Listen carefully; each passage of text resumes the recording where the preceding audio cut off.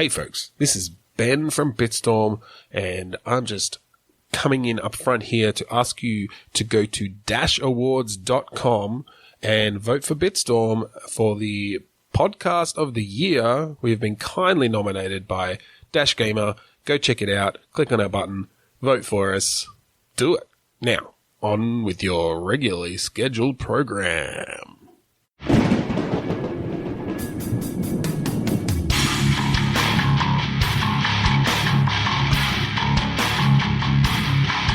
Welcome to Bitstorm, a comedy game design podcast by two guys who know nothing about comedy nor game design. I'm Ben Slinger, and with me, as always, is Trevor Scott. Hello. Hello. We do know a little bit about game design these days. Since this is episode 102, we're in our second century of episodes. Yep, and we're not doing the current thing of going to season 2, episode 2. No, fuck or any that. of that bullshit. 200 episodes in season 1. 300, 400. 4 One season. million. Keep it going. To the heat death of the universe, we will be clicking and pitching. Speaking of which, why don't you tell our audience about Click Pitch? Okay, so Click Pitch is a game where we decide to ramp it up a bit with our phrases again. We're continuing that today. So we'll play Ramped Up Click Pitch, where we've each got a adjective and a noun that we get new ones on the count of 3 to 1 click. We click refresh, we get those words, we shove them together, come up with a game design, and then we click again, because it usually works out okay. Throw it away. Get a new one. Have some fun. Let's do it. We try to laugh. Click. If we make each other laugh, then hopefully we make you laugh. We try to laugh well. if it's funny. We try to cry if it's sad. We try to scream if it goes into politics and we start thinking about the state of the world. Let's not do that. Let's have fun. 3, 2, 1, click. Here we go. Boniest banker. Exasperated assault. Okay. All right. Well, boniest banker immediately made me think of a skeleton working as a bank teller. Okay, yep. So this is some sort of necromancy, world where necromancy is a thing, but maybe people just use necromancy for like mundane tasks or things they don't want to do, or just like grunt work, or so you know, what I'm seeing as part of this story is you play the skeleton in the bank. Just sort of having to do almost. It feels a bit. I know that we always go to this world, but papers, please. But it's not going to stay there. It's not going to stay there. I feel like we need to like tweet at the dev of Papers, Please, and just say thank you for fueling like half of our episodes. Yeah. So basically, it starts off sort of like that you're dealing with a couple of different people who one person wants a money order, so you got to like check their license and all this sort of stuff, and then this next person just wants to deposit some money into her account, and then while you're going through doing this stuff, someone comes in and tries to rob the bank. Okay. But where it sort of breaks out from the norm is that this is where it sort of breaks out from the Papers, Please thing. It turns into more of an adventure game sort of thing. Okay. What I'm seeing is that like there's more to this bank robber than just the fact that he's in here trying to steal money. There's actually, it's not that he's trying to steal it for himself. It's that he's being forced into doing it, and there's a bigger conspiracy behind these things. And just so happens to be in like this mystical world in which you got skeletons, you got zombies, you've got all this sort of stuff any sort going of on. undead kind of. Yeah.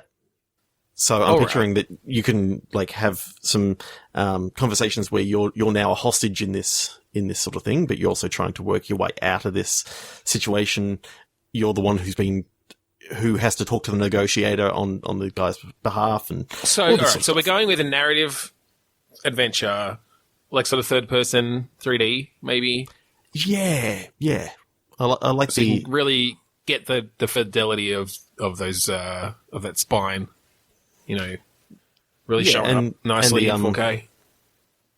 I'm almost seeing it as like an extension of the world of Beetlejuice. If you remember, there was that's an interesting way to go.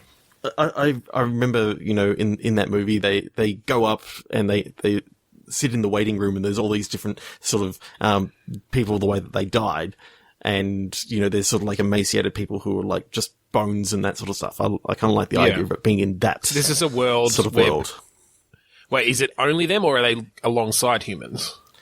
Well, I think it could actually be that, you know how whenever you go to a bank and there's always a couple of tellers closed? Yeah. I'm now picturing that those closed tellers are actually like ghosts going up to the bank and doing stuff there. So is it So is this like when humans see a closed teller and then we flip to like the undead world where it's actually that teller is in use and it's by you, the skeleton? Yeah. Is that what you mean? Yeah, okay. I kind of like that idea. So that's interesting. Because you could do some cool stuff where you flip in between. Well, maybe initially, maybe it's that the undead can see the living world, but obviously the living can't see the undead world. Yep. And maybe this bank robber that comes in is in the living world. Yep. So, but he for some reason can see the dead world as well. He's kind of a Lydia sort of thing. I was thinking it would be really interesting to introduce the concepts of this world by being able to just walk around like an adventure game without you're not actually in danger because the person robbing the bank can't see you, but you get to like solve some puzzles and talk to some other undead people and sort of figure out the beginning. I like that. Maybe something happens and then at the end they see you or something, like suddenly they can see you.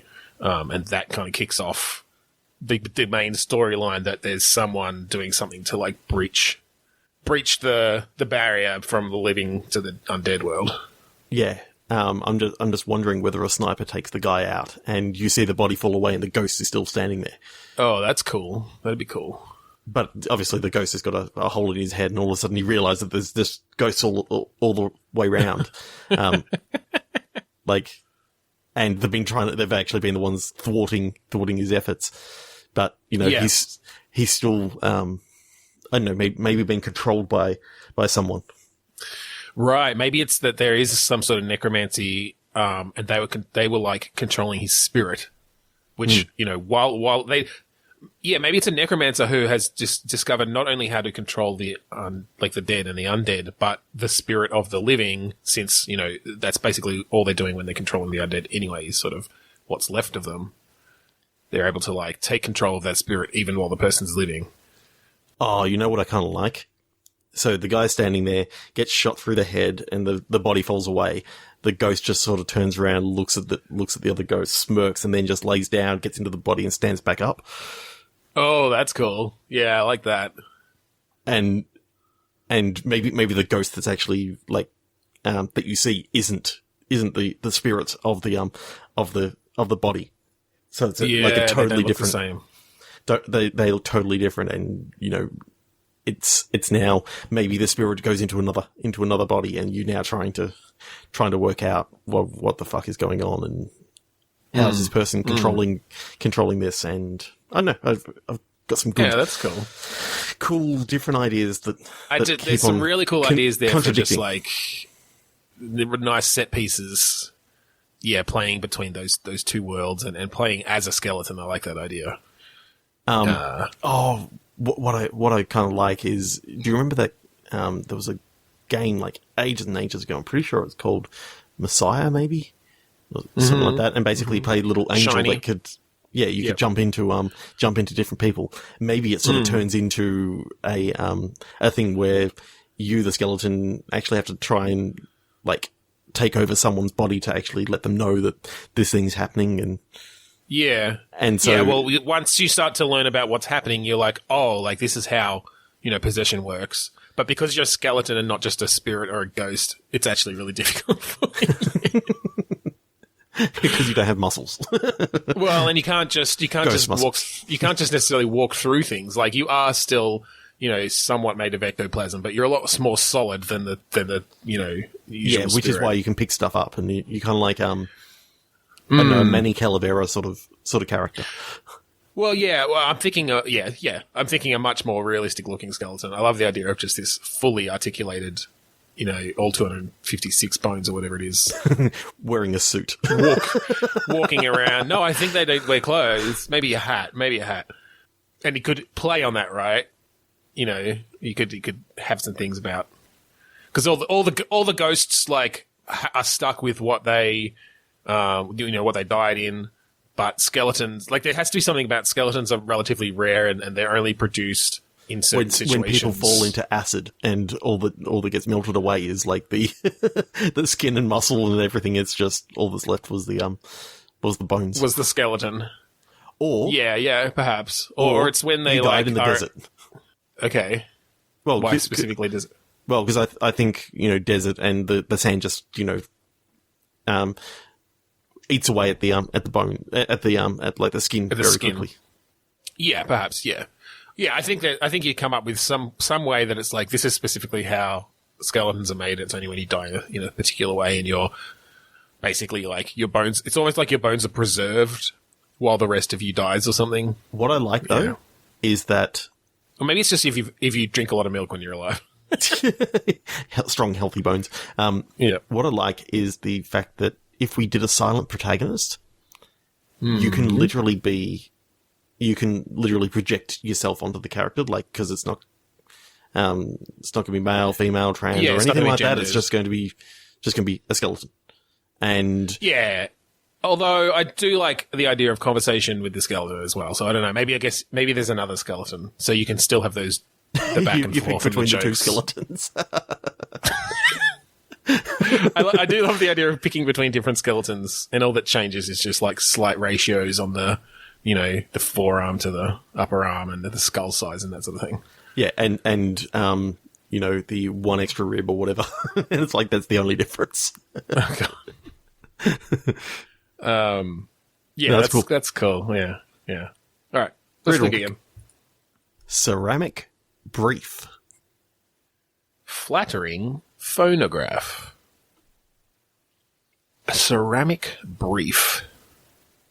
So I was originally thinking ceramic undies, but then when you said phonograph, I was thinking, okay, what if this was like some old technology that was found that was like a phonograph that was recorded onto like a ceramic plate that is only got a brief amount of information on it. Okay. And then... And it's all compliments. It's just a bunch of compliments saying, hey, you're doing well. You're doing great. That's why it's flattering. Yeah. It's a flattering phonograph. So it's yeah. I can leave that bit out. No, I like the idea of, from a story point of view, some sort of artifact is found that has these, small grooves in it that people originally just thought, was a pattern, an artwork. But someone realizes, wait a second. And they play it on their phonograph. And maybe it's not very flattering because it wasn't actually built for like and I'm using air quotes, modern day phonograph. Like it's, tens of thousands of years old or something. Yeah. But it's the same sort of technology. So the phonograph still manages to read it in a somewhat, crude manner. And that's how they sort of discover that there's, are there words on there? Is it like some incantation? Is it literally just some like ancient man? It's his like diary. what I think it could actually be is it is a podcast. It's an early version of a pod. No, I think it can be like some old dead language, sort of like that has never been heard by human ears. Are we going supernatural with this then, or is it more of a scientific? Because I was just thinking what could be really interesting. Well, I don't know if this is as interesting gameplay wise, but I kind of like the idea that it was recorded accidentally. Like there was this specific. They realized there was this sort of specific setup where, the sound on the air compression of the sound on a leaf moved the stem so that it like dug grooves into this clay, which was slowly moving in a circle. So, yeah. And it's like, but it's this only recording we have of like, actual sound from like 50,000 years ago or something. Yeah, from this really dead language. But then, what I'm thinking is you can have almost like. You're a scientist who's now cracked this code, and you've got these like other scientists who are wanting to like get find access out to it or get access to it or whatever. You've got a friend in some other university that you got to get it to.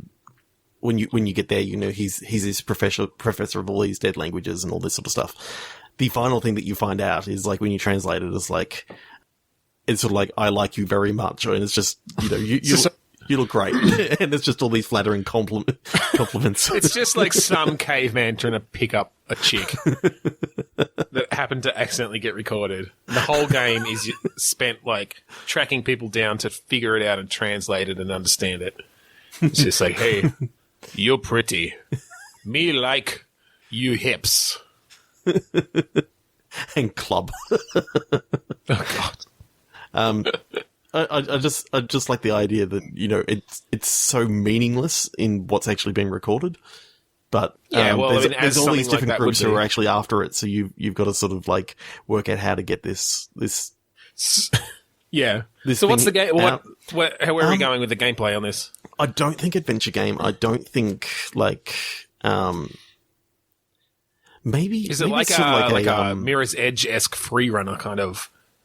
I don't know, having to escape things and jump and hold onto this thing without it breaking or something. Yeah, that action adventure idea of running away from people. A free running adventure could actually be a bit of fun. Like, I like the added twist of in a free running sort of thing, but you're like maybe often you're carrying something, whether it's this ceramic disc or something else. So part of the free running is like, you're going to have to grab hold of something with both hands. So you have to like throw it ahead of you onto something where it's not going to break. God. Yeah, I like so you're that. like flying through the air. You have to like throw it onto, a canopy up ahead where it's going to bounce off. You grip onto the pole and swing and catch it in the air and land on something. And then you're gonna jump over this thing. That you've got it in the right hand, so you got to throw it over to your left hand to like put your right hand down, switch over, and then as you jump over this thing, you flick it back over to the right, and pull on the pole to turn you around this corner. If you could get that working well enough, yeah, that might be a little bit too in depth to literally like put it in this hand, put it on that hand, juggle it on my toes for 3 seconds. But yeah, hacky sack, bang, yeah, hacky sack, exactly. Balance it on my head. But yeah, I like it taking away from an adventure game, but taking it to more of an action adventure of this guy just happens to be a free runner enthusiast. And so a lot of the gameplay is just get away from these people and get to the train station. I'm picturing, like first person, like Mirror's Edge, but with a lot of sort of cutscene-y kind of almost Uncharted style, buddying up with people. And so maybe, that could help a lot because if you've got someone else there, you can often just be throwing it to them and passing it back and forth as you do these moves. It makes it so, if you really want to get a good run through, it's like, all right, run up here, pass it to them so you can fling, and then you call to them to throw it back, catch it, do your next little move or whatever. Okay, so what nationality are the scientists that are coming after this? Are they from all different nations? So you got. So I guess it depends. Why do they want it? What do they think? What do they think is the benefit of this thing? I think if they work it out, they think they're going to get the Nobel Peace Prize for it, and that's what this whole thing is all about. What you don't realize is that the scientific world, you have to be like super energetic and that sort of stuff, because if you find something and it gets out on the grapevine, you've got to get away from all these people because whoever releases their like paper on it. Their paper first is going to get the rewards. Okay, so it's the cutthroat world of Nobel Peace Prizes. Well, not Peace Prize, they just Nobel Prizes. Nobel Prizes, yeah, like scientific prizes. Maybe by taking them out, you actually can,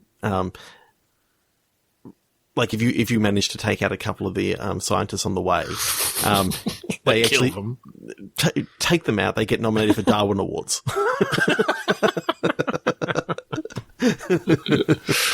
So at the end of each level, it sort of tallies up how many Darwin Awards you may have unlocked, and different ways of getting the Darwin Awards. So you don't actually physically kill anyone. It's just all like tricking them into doing stupid things. Yeah, like running in front of cars and stuff. Yeah, falling down a manhole. Oh, I'm just imagining now. You're running down the street and you see this guy coming up the manhole. So you run, you jump, you sort of step on the guy's head and you just keep on going. But the next one comes through and just falls down the manhole because the guy's moved out of the way now.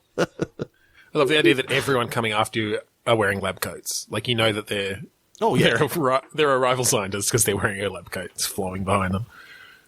I mean, other things that I'm seeing in my head is, during the park level, you see, I'm picturing like you got all these skateboarders and stuff, and they've all got lab coats on because they're all also they're a gang of roving scientists. And you got to sort of like that's the stealth level of getting through like the skate park. Oh my god, I love the idea of just like the Nobel Prize is so prestigious that everyone becomes a scientist to try to win it, and they know that this is a shoo-in if they get hold of this ceramic thing. The ancient dead language. That's awesome. What I also like is, maybe some of these jock scientists, they don't even care what it is that you've got. They just see that you're running and they know what's going on. So they go, oh, that guy's running. Obviously, he's got something important. That guy's got some science. Let's retrieve that. Let's de-science him. I don't know. I just really like the idea that there can be scientists anywhere. So, you're running along the street and you see, some workmen, and in the midst of them, there's a guy with a hard hat on and a white lab coat. And it's like, oh shit. It's got a white lab coat and like the fluoro vest over the top. Yeah. Yeah. I like that you can have like different modes for like pacifist mode where you don't actually have anyone killed. Like you got to try and, get away while keeping everyone else alive. Maybe there is a way to get through it without throwing the disc at any point, just by switching hands, like you were saying. By switching hands, by choosing the right way to actually go. Choosing the right route where you can do it all one-handed. What you didn't actually realize is that right at the very start, if you just like rang a taxi, then you could just sit in the taxi just bypass the entire game. But you actually have to sit in a taxi in real time for how long it would take you. So it's like an 8-hour taxi ride. Because that's how long the game is otherwise. Yeah. You just got scientists banging on the windows occasionally at red lights. I just really like the idea of, you finally get onto the train and it turns into like you've got a disguise on and you got to try and keep yourself stealthed. Yeah. In this thing. How big is this disc? Like, how hard is it to hide? It's about, I'm thinking it's a tube about the size of, okay. because I'm just picturing, a tube is. I was thinking record shaped because we were talking phonograph, but yeah, it could be like a music box style. Yeah, I'm picturing it's almost like like a relay baton sort of size. Yeah. Okay. So as you see him running with a relay baton, it sort of makes sense as to why you can switch hands quite easy because it's sort of like you're only holding it. I like the idea that, you can sort of roll it along the ground and that sort of stuff, but that can damage it. And yeah, it can't fall too far, but you can maybe like do super, skill shots throwing it through things. I don't know. Through things, the things that you throw. I really kind of like that. It's kind of cool. Yeah, that is cool. Read one click. Yeah.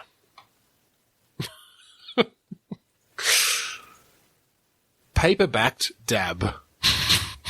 This works well. Merriest teenager.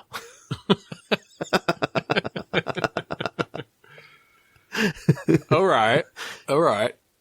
I'm seeing a modern day Robin Hood, but with teens.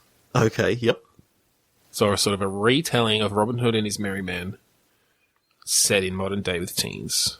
Cool. So rather than Sherwood Forest, I'm thinking it's like Sherwood Elementary School or something like that. Yeah, like Sherwood High. Yeah. Yeah, this is totally like the Netflix, original, just called Sherwood High. The sheriff is a hall monitor? Or just the principal or something. Oh, I guess it could be another teen, yeah. No, I'm picturing the sheriff is like your hall monitor sort of person, and the king is like the principal. Right. Well, I mean, the sheriff's pretty... the vice principal is like the Prince John or whatever. Yeah. Whatever the evil prince was. That's right, yeah. So the principal is away. Well, wait, because the king was... Yeah, that's what I was going to say. The king is away. Yeah. What was the king's name? What king was it? Good question. King Richard. It was King Richard, okay. Yeah, so Principal Dick Richard Dick Richard. Principal Richardson is away on a professional development course for a couple months, and so Vice Principal Johnson is in charge, and he just like in that short amount of time, he's just ruling with an iron fist. And so Robin. Now, I kind of like the idea of, because it's a non-gender specific name, so I think you can choose your main character. Yes. Choose your gender, Robin. They are like fighting back. They're fighting back against this oppressive school government or whatever. Okay, so what I'm seeing is like you've got like different like casts of classmates. So you've got the rich, the snobby kids. You've got the they're pretty much on board with Vice Principal Johnson. They like him. Yeah. What I'm even picturing in this particular thing, that the sheriff is like the son of the vice principal. Ooh, yeah, yep. Gets special treatment and kind of which is why he's a hall monitor and all this sort of stuff. But in this world, the hall monitor is like it's the be all end all sort of position that you can have, because you have complete control over. Oh yeah. Who can be out of class and all this. You can give detentions, right? That's your main power. You can give detentions, and so everyone's kind of scared of you, but hates you at the same time, because you're also an asshole. Yes. So the sheriff is, or the hall monitor is like the complete asshole character. He's the main antagonist, with a supporting this of the father saying doesn't do anything wrong. He's the the perfect child. Yep. To VP Johnson. Hate that guy. Got to do something. Get back at him. So, what are we going to do? Rather than archery, my merry men. Rather than archery, what I'm thinking is that you can like use computer programs to steal from the rich and give to the poor sort of thing.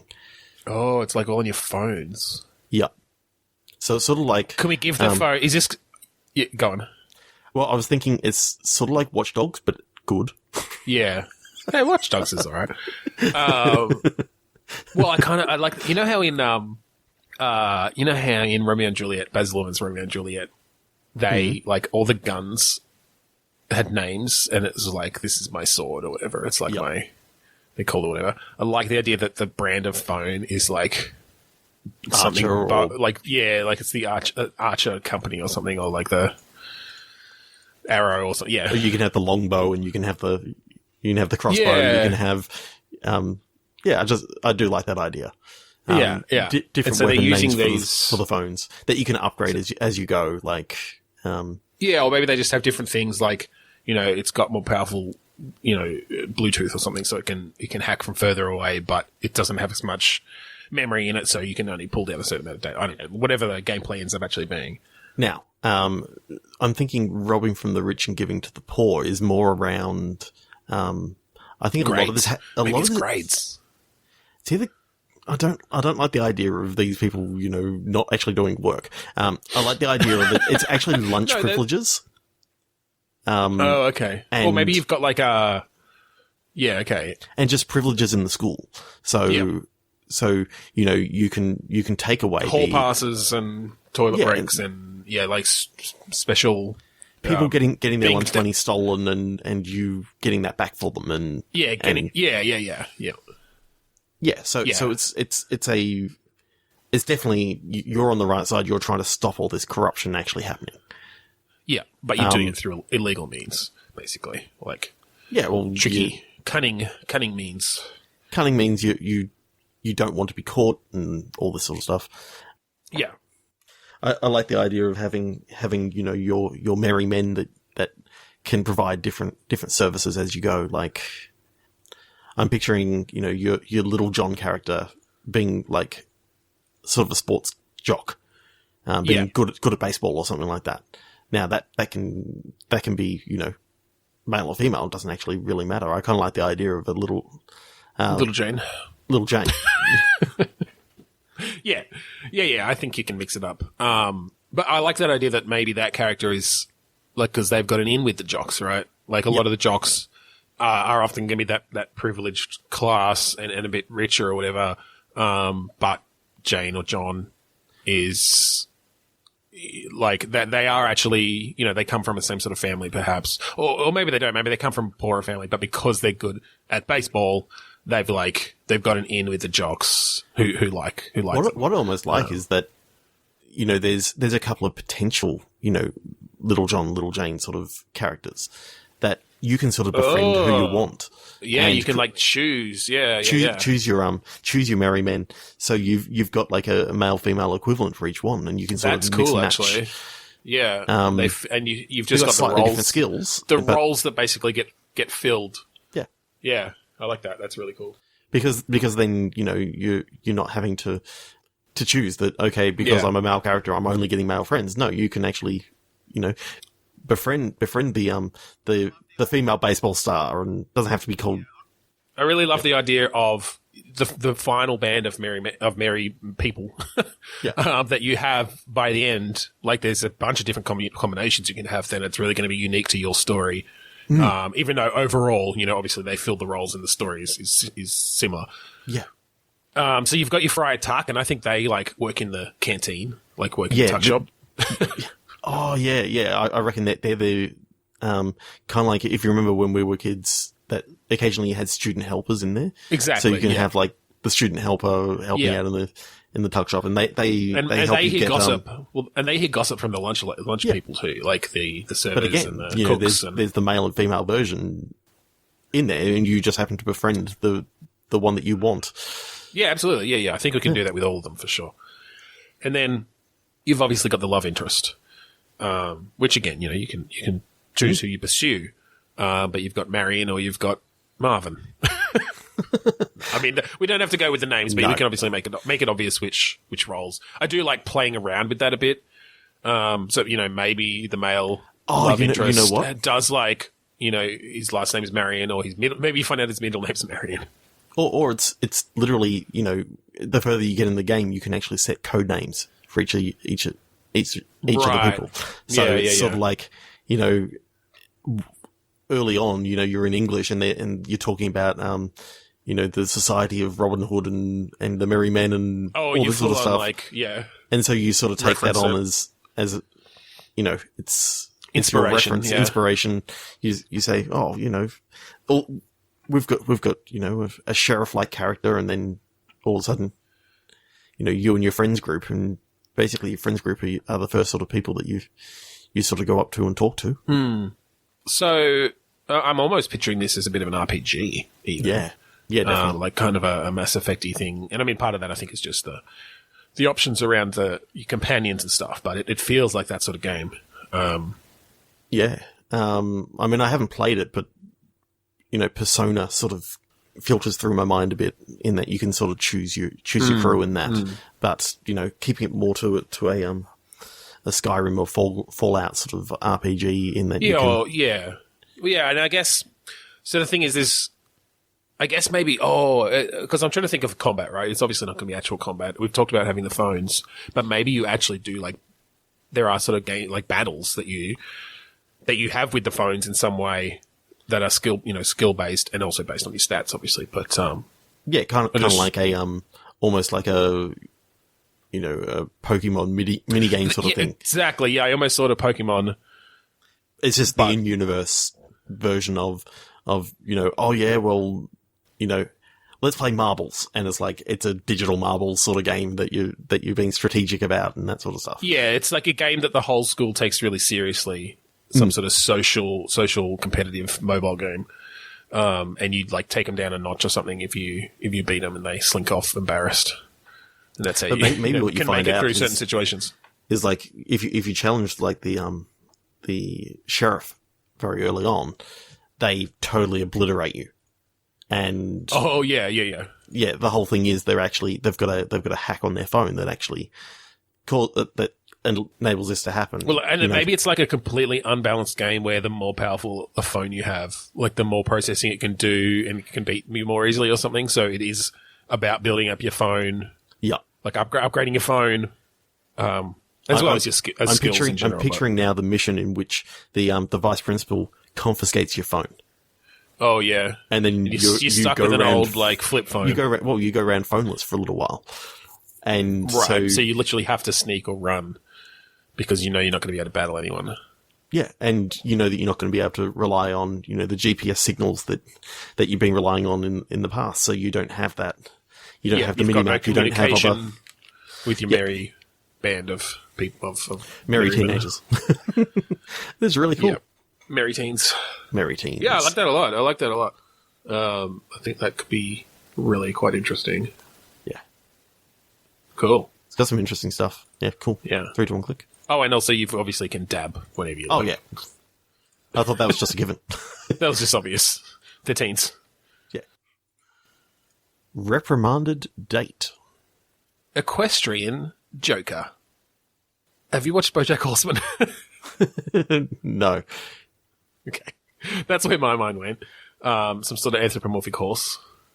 So where my mind went was the start of Orange is the New Black. Okay. Because, what were your words again? Reprimanded date. So I like the idea that right. you play a character who's been taken, who's been caught doing something bad. You've been given a date to turn up at prison. Mm-hmm. And it's your final sort of trip across, America, going to. Oh, okay. And just your relationship with your partner. I like the idea of it being set, maybe around Red Dead Redemption times, and that the trip that you're going on is horseback. Right. Okay. And just something about the adventures of going on a cross-country trip to get to this place. And just the companionship and almost a... So it's sort of a more linear... Yeah. Less combat-based. Yeah, it's more around relationship. Red Dead Redemption. Introspective, pulling up to a...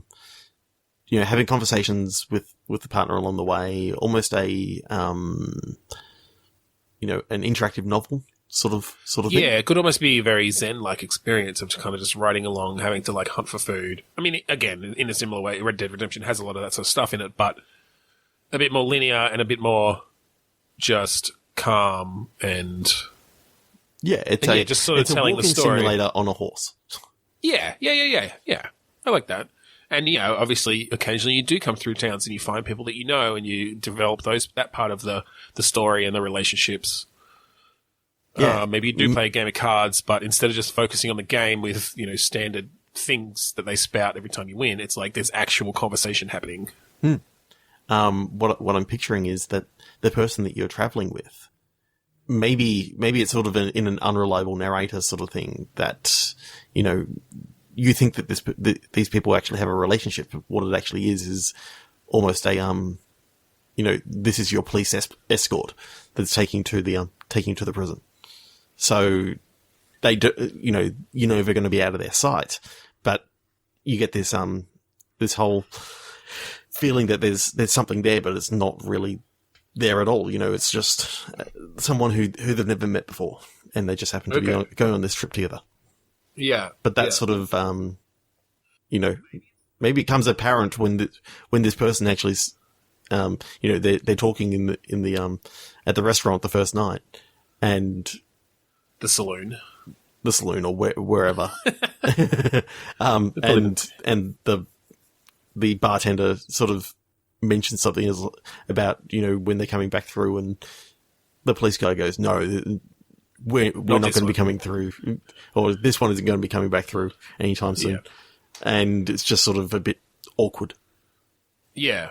I like that idea. Yeah, that's interesting. What are you thinking the kind of moment-to-moment gameplay is then? I guess, is it just around a lot of conversation? A lot of conversation. There's, maybe as you're going, you can, see see some almost scavenger hunty things along the way. Yeah, I was going to say, maybe you've got a bucket list because, you're not expecting to get out anytime soon. And on the bucket list, I've always wanted to rob a train.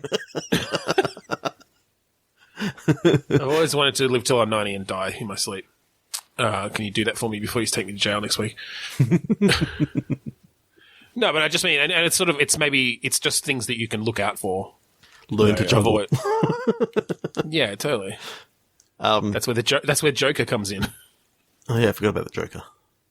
I just cards, like the card games. It's fun. I just like the idea that you got like 30 days to get to this place, and so pretty much the companion is going to try and keep you on track. I'm getting a bit of a Kentucky Route Zero vibe. Yeah, not so much the surrealism. Need to get back into that. I mean, I don't think the final one's out still. Okay. Not so much the surrealism of it, but just it's very much just a calm kind of experience, very serene. Yeah, but with these interesting undertones of the backstory of the characters and stuff. I mean, one thing that I've been reminded of with the conversation that sort of is going is, remember in God of War how you never really wanted to get out of the boat because the conversation was so good that they were just telling stories and all this sort of stuff. You're sort of heading off and you're finding things that you're looking around, but you're also listening to a really interesting conversation between these people. And when you get to these different places and you got to eat every night, you got to sort of work out where you're going to stay each night. And and they just tell little stories about their past. And yeah, that's cool. I like it. I like it a lot. Okay. We're going to do this. Do it like this for the rest of the episode. It's our ASMR again. What are your words? Starriest mannequin. Sorry, folks. Sorry, that was mean. Starriest mannequin. Ooh. Dormant nun. None? Nun. Okay, dormant nun. Dormant makes sense if they're a mannequin. Starriest. So, all right, okay. Trevor's got something. I'm excited. I'm picturing, like, you've just moved into this convent. You're a nun? Yep.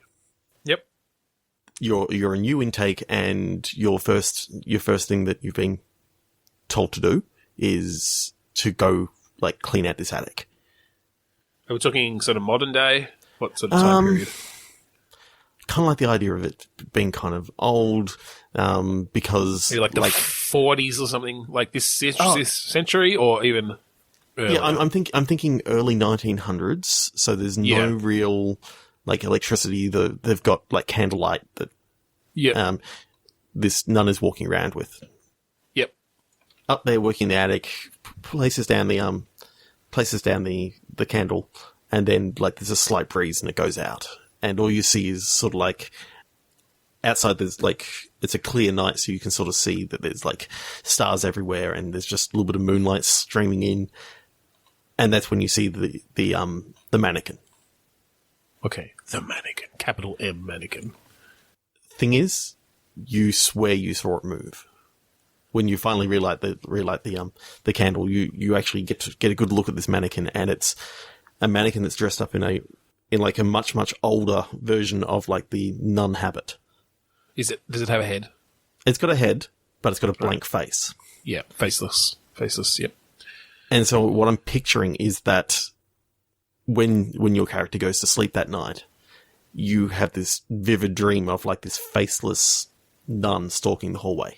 So we're obviously talking a horror game of sorts. It's a horror game.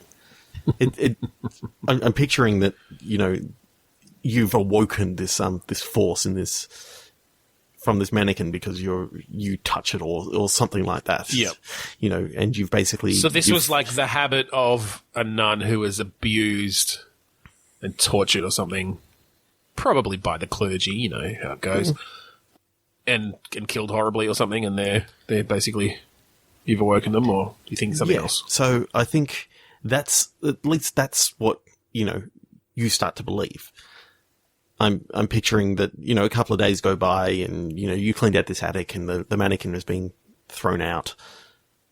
But there's a storm one night and you're walking around the hallway with your candle and it's the only thing that's sort of providing you light. Yep. And you swear you see a figure move just off, just out of sight. Thing is, for a fact that you're the only one here in the convent tonight because everyone else is down. You got in trouble for like speaking out during mass or something like that. So you got kicked out of mass for tonight. Yep. And you're the only one in this convent, and that's where basically the real game starts. All right. So again, what's the sort of moment-to-moment gameplay? Obviously, are we thinking third person, first person? I'm thinking third person, alone in the dark, sort of slow moving, that behind the shoulder sort of thing, and it's best to be wearing headphones because, we've got awesome 3D audio and all this sort of stuff. I do like that idea of like the camera being quite close to the character. Yes. Which I think is somewhat unusual. I mean, there's a bit of that, but like, I don't know, it'd be interesting to experiment with almost directly over their shoulder. Do you know what I mean? Like you're almost right behind them. Yeah. So literally, you sort of see from the waist up and the character's slightly on the left half of the screen. So you see mainly right, and that inner right hand is where the candle is. Yeah. Something like that. I was thinking even whenever you could get even closer, just to really get that intimacy happening. But I think you just have to experiment with how that would work on screen. Yeah. But no, I like the idea of, for a fact that no one's coming back for a couple of hours. And is it in your mind? Is it just about discovering then what happened to this nun? Discovering what happened to this nun, and then does it come back to the fact that, you've actually had some trauma that's happened to you and you don't remember it because, the mind is funny that way that it can actually block out some of the worst things that's actually happened to you. And it could, it could feel like it's supposed to be this horror game, but what it's really all, things that have happened to you in the past that is even scarier. Do you do a bit of not quite a gone home, but is this more, like, does it turn out that it's kind of all in your head? Yeah, I think so. Or is it... Okay. I really like that, sort of everything was in your head. You're hearing sounds, you're hearing all this sort of stuff. It's really spooky as all fuck. But, the things that are playing out are things that have, either happened to your character, and you can sort of maybe end up in... you go through a door and you close it up and you're like in a room that is definitely not in the convent sort of thing. And you're going through an old memory of yours, like where you see this little girl being, smacked or something like that. And it's just, you don't necessarily see everything that's happened in the life, but you start getting the idea that maybe this is actually you or this girl, or you're led to believe that this is, going through the mannequin's life. Yeah, I think you think as you're doing it that it's the history of this mannequin, and I think there is some history there, but a big part of it is just how you're connecting to it with your own experiences. I kind of like the idea that this whole mannequin thing is just a hazing ritual that the other nuns sort of so they just come back in a couple of hours, find you like crying on the floor. And they jump out going, it was just us, and not realizing that you had this whole like traumatic past that you connected with them. Yeah, and I think I know I kind of like that idea. It's just no. I think that could make a really cool game. The walking simulator, the echoey castle sort of thing. Oh yeah, if you did the sound design right and the lighting and stuff to really make it seem like you were like seeing things, Yeah, I mean, just sound effects and the sound of rats scurrying, could just be absolutely terrible. Yeah. And terrifying. Cool. Okay, let's go. All right, one more. 3, 2, 1, click. Muddied Sandman. evangelical glowing. Okay. Now, my mind went in two different directions for Sandman. One is obviously Spider-Man, being one of his sort of most popular villains, and he didn't show up in the recent one, so I think there's fodder there for the sequel. Mm-hmm. But obviously, then there's the sort of classic Sandman who comes in and sprinkles sleep dust in your eyes or whatever, and puts you to sleep and gives you nice dreams, or not, which could be more interesting. Actually, now that I'm sort of saying it out loud. Yeah, I'm sort of leaning in the Mr. Sandman. Yeah. Send me a dream. Bum, bum, bum, bum. I'm seeing literally the trailer. You play the Sandman. And well, maybe you play a Sandman. Okay. Like, there's not just one Sandman. It's a job, basically, for... Or you're brought into... there are multiple beings whose job it is to go around and basically deliver dreams or nightmares to people. Yep. So is this a mystery game in that you get called into your boss's office because all these you're a loose cannon, Sandman. Well, I'm picturing all these kids. Good. No, all these kids that you've been giving supposed good dreams to have all woken up with like night terrors, right? Sort of thing. And so you've got to try and work out, who in the department is like switching out the dream dust. Is switching out the dream dust, or is someone else coming in and putting the nightmare dust? What's the connection between the kids? Like, why? What's their motive? Yeah. So I'm picturing, the trailer is just a whole heap of different scenes of, the Sandman sprinkling like the little bag of sand into the kid's eyes as they're going to sleep. I'm picturing that the kid closes the eye and you see like the clock go tick, tick, tick, and then just holds there. As the Sandman walks in, like it's like time has frozen. As he does that, the Sandman walks out, and then it ticks again, and then sort of gets a smash cut to like an overview of this town, playing the Mr. Sandman music and just all these different Sandmen you see, like going from house to house in different streets of his town. Yep. They're all really jolly right and all this sort of stuff. And then right at the end, you get that sort of like... It just cuts to a kid, like kid screaming. Waking bolt upright in bed, yeah. And so that's sort of like the trailer.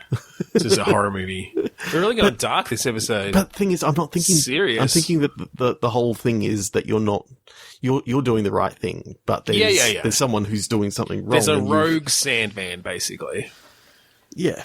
I'm thinking... And so are these just... all right, so here's the thing. Are these normal nightmares, and this is just how nightmares are given, or is it like sometime... Like, why do kids... Let's figure out the law here. Why do kids have nightmares ever?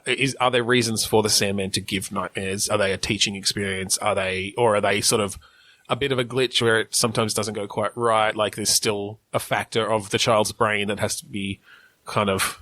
Like, is there some sort of... If you're a really good Sandman, you like mix your sand correctly, per child to give them good dreams. But if you're not quite as good, then you'll get the mix a bit wrong, and that'll give them, nightmares. Is it like an amount of sand?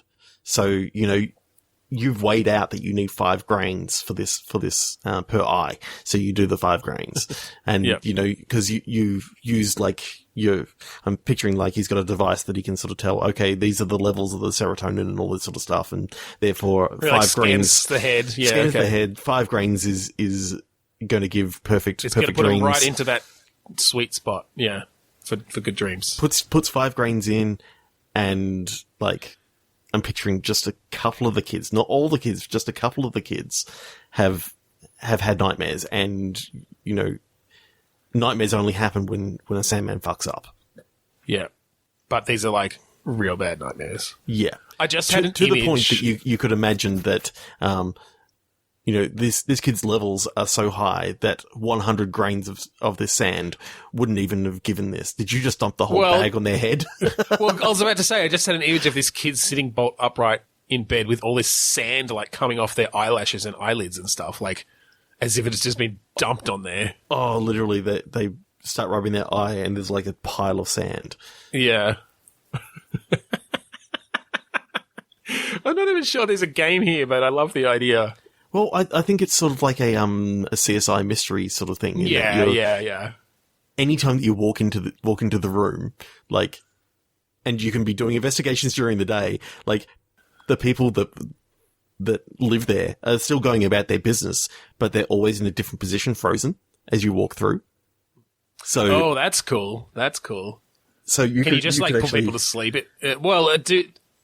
So this Sandman doesn't necessarily put people to sleep. He just deals with the dreams. So just deals with the dreams. What happens if you like give people sand while they're awake? Is that daydreams? Do they just like lose their focus? Oh, maybe. And maybe there's some gameplay elements to that. Yeah. So I'm thinking that you can actually, if you're within sight of these people, you can maybe hold a button to actually freeze. But if you can sort of hide in the closet or something like that, and then, let go of the button, then everyone will start moving. But if you start seeing the person coming closer to the cupboard that you're hiding in, then you've got to hold it again and, sort of right. So there's a stealth element, but you've got full control of time. And yeah, that's cool. That could be interesting. I kind of like the idea, again, of it being this third person behind the character view. I love this idea of you open the door and there's a guy right there. He was about to open the door and come through. The idea that he's so close, you have to squeeze out. You can't open the door all the way. It's just picturing the animation on that. Yeah, just picturing cool. Like this. Maybe. And you head back to like Sandman Central, and there's just people bustling around everywhere with their bags of sand, and I'm picturing one of the nights you're in this. You go into this room and you get the feeling that there's just something not quite right. Mm-hmm. And then you find out that someone was breaking into the house as you're actually going through. Oh, right. So yeah, that's good. You have to do you have to stop them or? Well, what I like is like they're carrying the TV as you walk in and they're frozen in time. Yeah. So, you can remain frozen in time and maybe take the TV out of their arms and put it back on go give one of the parents a nightmare so they wake up. And they wake up and they hear a noise downstairs or you set a teacup that is sort of teetering just behind one of the guys and he knocks it over and that wakes up the parent. Just this idea of, you can't physically interact with this, it's against the Sandman Code of Honor or something like that. Yeah. But you can kind of just like bend the rules a little bit. But you know what I like about this? Mm. Your character isn't like supernatural or anything like that. This is all just technology. You just work for the government. Like there's actually, this is a federally funded sort of thing that is, it's sort of like, this technology was created many, many years ago. It's sort of like a combination of alien technology that originally this was like an alien department that aliens would actually come and look after this. And when our technology reached a certain level, then they let us in on the idea. And we now have, all these people that are actually employed to do this. Yeah. Yeah. That's kind of funny. I like the idea that you don't necessarily reveal that right away. No. Because you've got this like super high level, what seems like magic to just be able to freeze time and give people dreams. Yeah. Even the fact that it is. But you can maybe do the end of day 2, like the first day you end up doing a double shift or something like that because you've got a sort of you got the night shift, then you got the day shift. Yeah. And then you got the night shift again. But then the next day you go home and you actually go see your family. And they like live just down the road from these other kids. And, it's just a normal family. It's like, I'm picturing that it's like all these problems have happened on this one cul-de-sac, okay. A court or something like that has, like 20 houses on it. So you've only got a small sort of area and you live like one street over. Yeah. Yeah. There's some really cool stuff you can do with that. Yeah. I know, again, it's got a lot of narrative stuff in it, but... Yeah, we've sort of been heading down that direction. That's all right, though. That's okay. The sort of things that you can actually do in the game, again, is, you can move things around. You can while you're paused, but you can also like search through papers and try to find clues to prove to your boss that you weren't the one to do this, that someone else had actually been in the room and had caused. I wonder if there's something around nightmares. The dreams as well. I don't know. Like, that you can, I don't know, maybe you can see the, no, that's maybe going too far. Well, what I'm thinking is that normally, Sandmen don't have dreams themselves, but your character on their night off, they go home and they're laying there, and then they get that whole, they start having a nightmare, they wake up and they've actually got sleep paralysis. Interesting. And you can actually have a guy that comes in the room. Literally, you can't, like, you can move the mouse all you want, but your character is always just going to be looking just off to the side, and you can't move. And you've just got this character coming closer and closer and closer with a mask on. Fucking and just creepy. Yeah. Kind of creepy. Yeah. What do you reckon? I like it. You're not going to go to sleep tonight. Yeah. That is pretty freaky. Yep. All right. I think we'll end it there. Yep. This week. Sounds good. Came up with some cool dark narrative shit, but that was fun. So, yes, thank you for joining us this week on Bitstorm. If you want to find us online, the best place to go is podchaser.com/Bitstorm. All of our stuff is up there, including, YouTube and Facebook and Twitter and iTunes and all the good stuff. Yes. And we'd also like it if you could please check out all our friends at the AGPN, the Australasian Gaming Podcast Network. They have been so supportive of us and everyone else in the network. So search for #AGPN on Twitter or the Australasian Gaming Podcast Network on Facebook. Go see all those lovely people and check out their podcasts. And then, yeah, that's about it. Finally, we'd like to thank Crudust for the song Mount Defiance off of the album Containment Failure. If you like that, that's me playing the bass. Yes, it is. So, thank you again for joining us this week on Bitstorm. I'm Ben Slinger. I'm Trevor Scott. And I'm going for a horsey ride. Well, I'm going to dab with all my teenage friends. Yeah.